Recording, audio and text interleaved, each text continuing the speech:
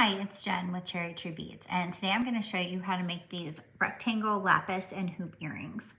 So the first thing that we're going to want to do is create a loop at the top of this rectangle pendant. So I'm using 20 gauge wire, and I'm just going to string that through my pendant. And then I'm going to take the wire and push it up on both sides so that it crisscrosses across the top.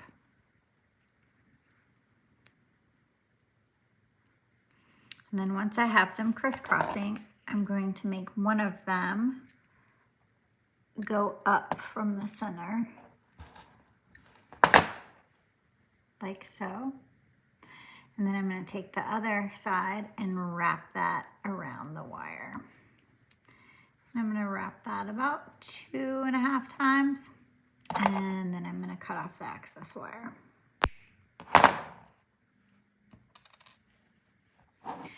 And then I'm going to take my round nose pliers and I'm going to put it, oh, it's a little crooked, so I'm going to straighten that up a little bit.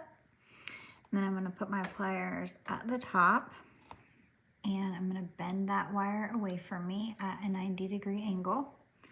And then put my pliers at the top and wrap that around, making a little loop.